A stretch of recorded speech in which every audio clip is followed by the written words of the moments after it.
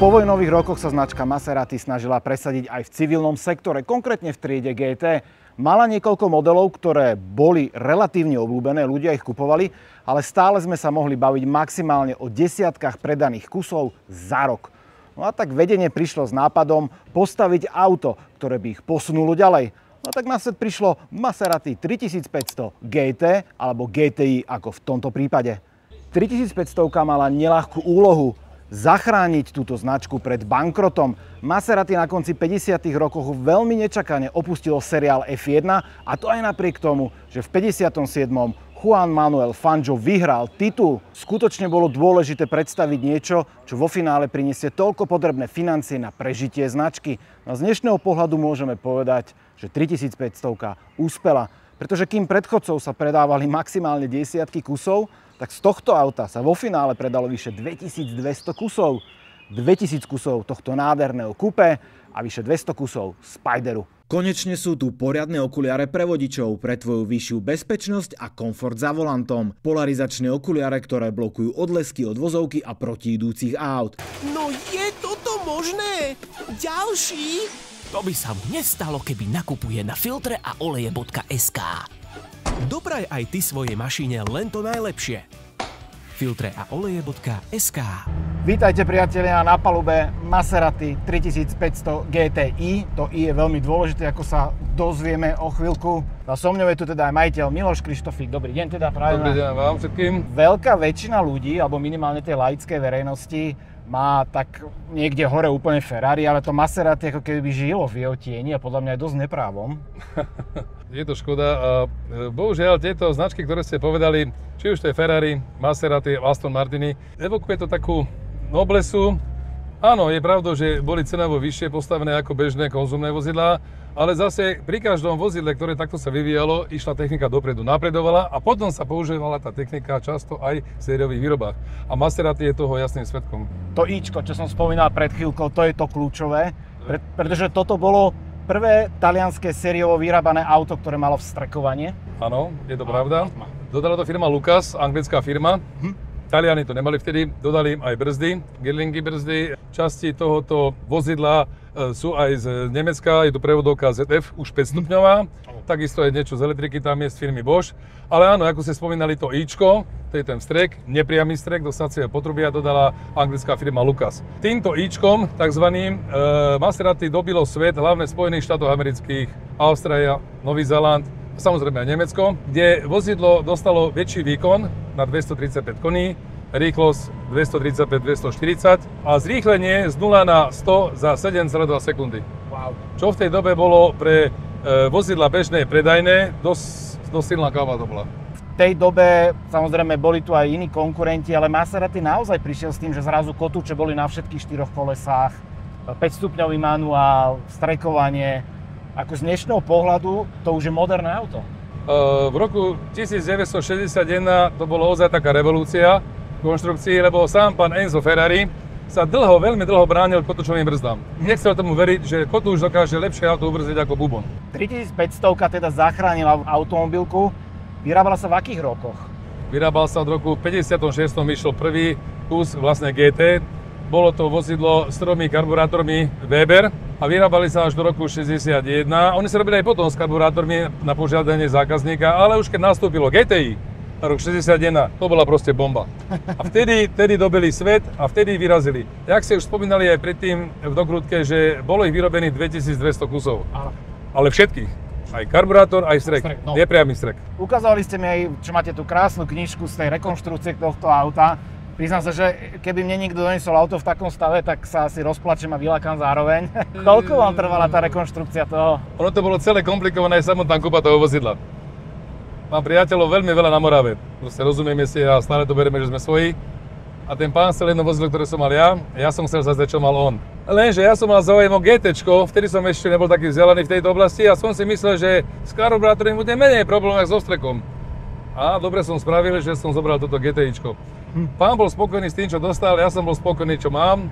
Len keď som došiel domov, začali sme to rozoberať. Vtedy sme zistili, že potrebujeme niekoľko vedier a lopat na to, aby sme tú hrdzu a špinu dali dokopy a vyvezli von. Celé auto je z hliníka, ako viete, konštrukcia je oceľová. No a renovácia trvala 5 rokov. 5 rokov.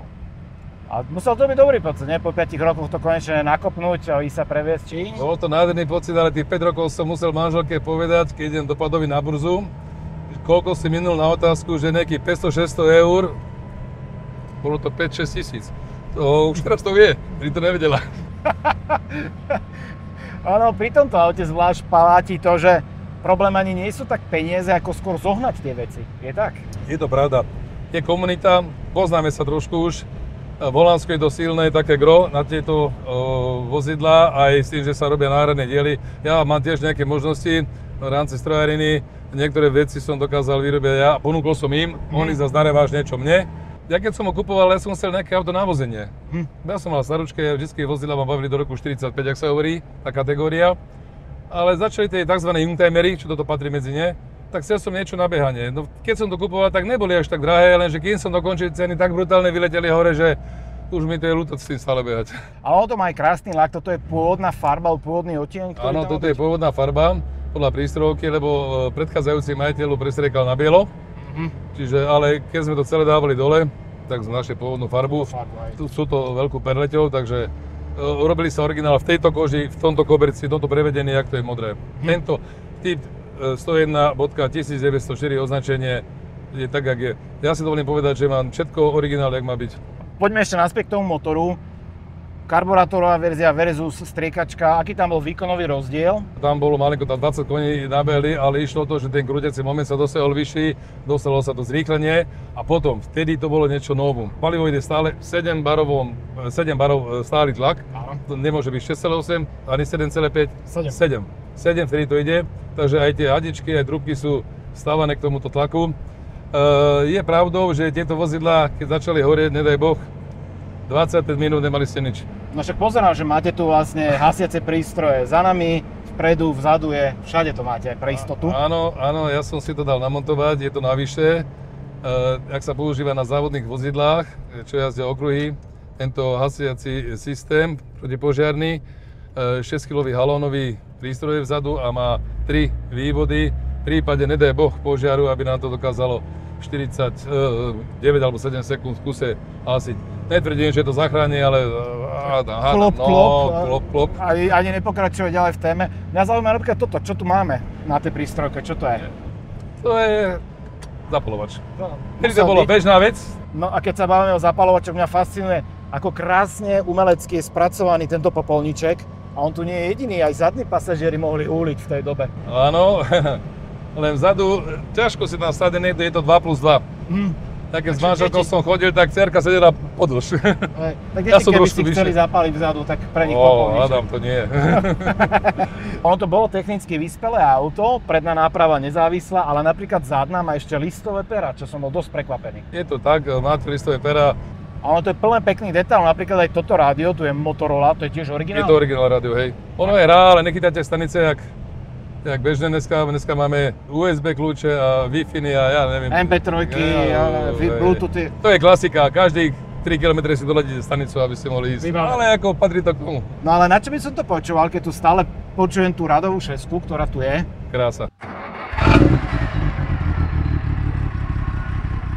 Zaujímavosťou je, že tento motor bol pôvodne navrhnutý pre pretekársky špeciál na vytrvalostné preteky a už si v Maserati asi povedali, že myslím, že to bola 350 S-ko a povedali si, že už máme motor, tak dáme to sem do nového GTčka, čo vy na to? Bim, a už to bolo na svete. A už to išlo, presne tak. Je to dvakrát dohovací motor, má dvojité zapaľovanie. Je tu taká vec, že nemá tesenie pod hlavou. Je tam čisto mocazný krúžok, tie 4 mocazné krúžky. Dotiahnete to, tá hlava musí byť totálne presná, blok totálne presný, utiahnuté presne na kila.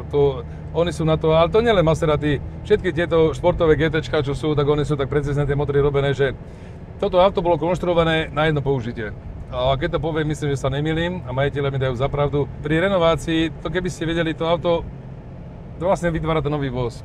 Toto máte blatník, torpédo, druhý blatník, predné čelo z jedného kusa.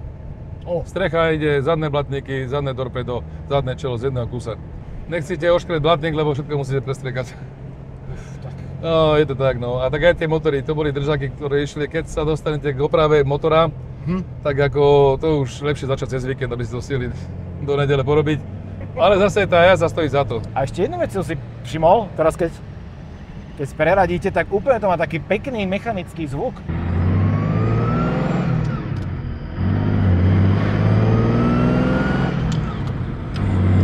Veľmi krátke radenie má, ako máte možnosť vidieť, že je to ozaj na centimetre. Hej. Nemá to dlhé, jak sme boli naučení na starých Moskvičoch. Napríklad podvozok sa mi páči, že je mimoriadne komfortný.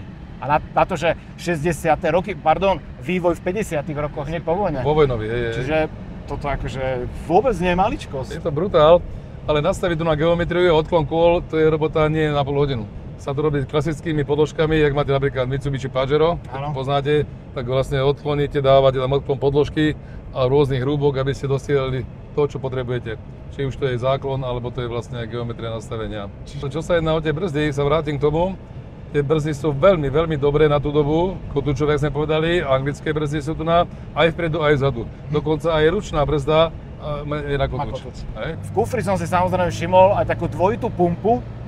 Že čo to je vlastne? To je benzínové čerpadlá, dve sú tam, ktoré vlastne dávajú z nádrže na tlačia kolové čerpadlá mechanické, dávajú nám benzín do strekovacieho čerpadla a ktoré nám potom elementom dávkuje do jednotlivých valcov cez trubky do trysiek a ktoré nám idú do sacieho potrubia, nepriamy strek to má a jednotlivé valce si to potiahnu. Papka na to trošku viacej benzínu, ale viete, nechodím s tým do práce každý deň, takže je mi to jedno. Píšu, že to má spotrebu 16 litrov na 100 km. Neverte im, sú to Taliani. Ale tuto je to počet úsmevov na kilometr, toto nie je o litroch samozrejme. To je krásna veda. Tuto bol doplnkový napríklad aj samosvorný diferenciál, že dá sa kúpiť, tuto ho máme? Nie, to je klasika séria, jak to išlo. No, my ideme teraz normálne legálny limit, auto už dosť hučí. Akože na ten vnem mi to úplne stačí, akože nejak to hnať ďalej. Ale ešte tu bolo jedno novum, ktoré sme úplne opomenuli, a to boli pneumatiky. Áno. Začiatok začal s diagonálnymi, 6.00 na 16 a potom prešli na radiálne. Máme tu ešte olejový chladič, je to GT, takže ono sa ráta s tým, že to auto bude trošku dostávať, že ten majiteľ, keď si ho kúpil, tak určite nechodil do kostola na ňom, ale... Možno aj to. Áno, aj. Ale teda určite si urobil nejaké tie jazdy a športového rázu. Je vám tu horko, je to bežné, proste tie GTčka sú také. A my tu nemáme klimatizáciu. A my tu máme klimatizáciu, že tu nás otvoríme takto okienko, toto keď zatočíme. Toto je naša klíma, klíma G1, môžeme si tam vzadu ešte otvoriť. A ešte predsa mám také dobré držadlo, ono to je celkom dobre v hotpadne, keď tu lietam v tých sedačkách. Tu ma moja manželka vedela porozprávať. Áno, je to na to, že lebo nemáme tu držiaky na strope. Áno, nikde nie sú. Tu na spolujazdec, jazdec sa drží volantu, spolujazdec tohoto madla a je to veľmi dobre, múdro urobené. Áno. A ešte som si všimol takéto krásne clonítka. Toto tiež bolo originál z takéhoto plexištítu? Áno. Snažil som sa, dovolím si povedať, že všetko urobiť v stave pôvodnom, jak to malo byť. Preto som to robil aj tak dlho, lebo nechcel som. Ja som vlaky robil aj tesačného komisára, takže o to človek musí byť vzor pre druhých, takže nemôžem sa dovoliť dojsť s nejakým hybridom.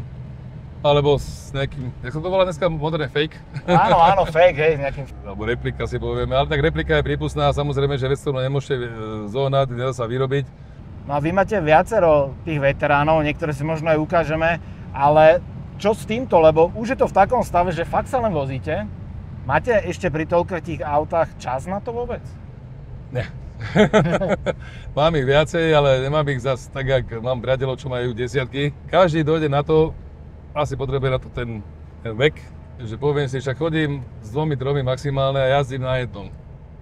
Vy si samozrejme môžete pozrieť fotky tohto auta na Instagrame Volant.tv, kde som to nafotil. Je to nebičkovo modrej. Dobre hovorím, že nebičkovo modrá. Ako to vy v tom žargóne nazývate, že aká farba to je odtieň? Krásna. Krásna, dobre, tak v tejto krásnej modrej metalize. Nájdete tam fotky, nádherné auto. Možno taká alternatíva z britských ostrovov bol teda Aston Martin. Bola to DB4 samozrejme. A tak ako Aston Martin má tú klasickú papulu svoju, tak aj Maserati má stále tie niektoré znaky, ktoré si prenáša až do dnešných dní. Vrátane samozrejme trojzubca, ktorý tam je. A ste mi hovorili takú zaujímavú, že ten trojzubec, čo tam je v tom ovále, že to tiež nebolo také úplne ľahké zrekonštruovať.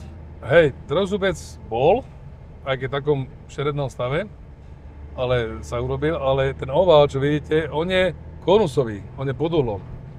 On je vlastne oval, ešte do šikma ide a ja mám priateľa umeleckého kováča a hovorím, Vinsko, čo s tým? Vieš mi s tým pomôcť? Lebo však to ozaj musí byť nie klambar, to musí byť umelec, aby to vytvaroval.